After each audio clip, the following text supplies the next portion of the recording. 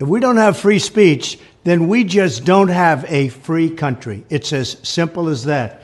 If this most fundamental right is allowed to perish, then the rest of our rights and liberties will topple, just like dominoes, one by one. They'll go down. That's why today I'm announcing my plan to shatter the left-wing censorship regime and to reclaim the right to free speech for all Americans. And reclaim is a very important word in this case because they've taken it away. In recent weeks, bombshell reports have confirmed that a sinister group of deep state bureaucrats, Silicon Valley tyrants, left-wing activists, and depraved corporate news media have been conspiring to manipulate and silence the American people. They have collaborated to suppress vital information on everything from elections to public health. The censorship cartel must be dismantled and destroyed, and it must happen immediately. And here's my plan.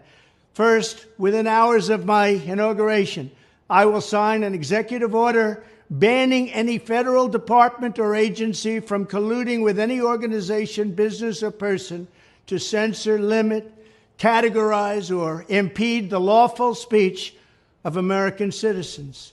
I will then ban federal money from being used to label domestic speech as mis- or disinformation.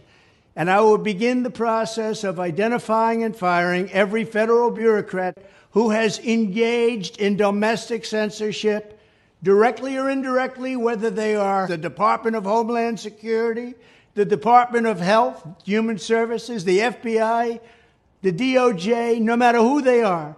Second, I will order the Department of Justice to investigate all parties involved in the new online censorship regime, which is absolutely destructive and terrible, and to aggressively prosecute any and all crimes identified. These include possible violations of federal civil rights law, campaign finance laws, federal election law, securities law, and antitrust laws, the Hatch Act, and a host of other potential criminal, civil, regulatory, and constitutional offenses. To assist in these efforts, I am urging House Republicans to immediately send preservation letters, and we have to do this right now, to the Biden administration, the Biden campaign, and every Silicon Valley tech giant, ordering them not to destroy evidence of censorship. Third, upon my inauguration as president, I will ask Congress to send a bill to my desk revising Section 230 to get big online platforms out of censorship business. From now on, digital platforms should only qualify for immunity protection under Section 230 if they meet high standards of neutrality, transparency, fairness, and non-discrimination. We should require these platforms to increase their efforts to take down unlawful content such as child exploitation and promoting terrorism, while dramatically curtailing their power to arbitrarily restrict lawful speech. Fourth, we need to break up the entire toxic censorship industry that has arisen under the false guise of tackling so-called mis- and disinformation. The federal government should immediately stop funding all nonprofits and academic programs that support this authoritarian project. If any U.S. university is discovered to have engaged in censorship activities or election interferences in the past, such as flagging social media content for removal of blacklisting, those universities should lose federal research dollars and federal student loan support for a period of 5 years and maybe more. We should also enact new laws laying out clear criminal penalties for federal bureaucrats who partner with private entities to do an end run around the Constitution and deprive Americans of their First, Fourth, and Fifth Amendment rights. In other words, deprive them of their vote. And once you lose those elections, and once you lose your borders like we have, you no longer have a country.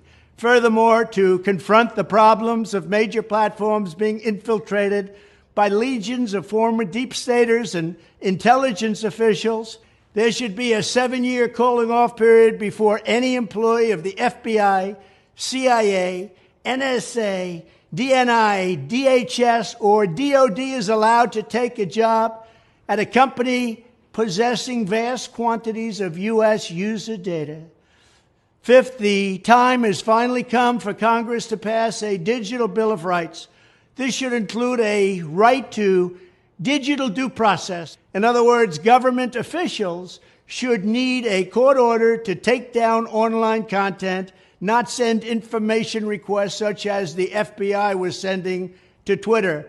Furthermore, when users of big online platforms have their content or accounts removed, throttled, shadow banned, or otherwise restricted, no matter what name they use, they should have the right to be informed that it's happening, the right to a specific explanation of the reason why, and the right to a timely appeal. In addition, all users over the age of 18 should have the right to opt out of content moderation and curation entirely and receive an unmanipulated stream of information if they so choose. The fight for free speech is a matter of victory or death for America and for the survival of Western civilization itself. When I am president, this whole rotten system of censorship and information control will be ripped out of the system at large. There won't be anything left.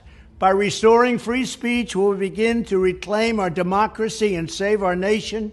Thank you, and God bless America.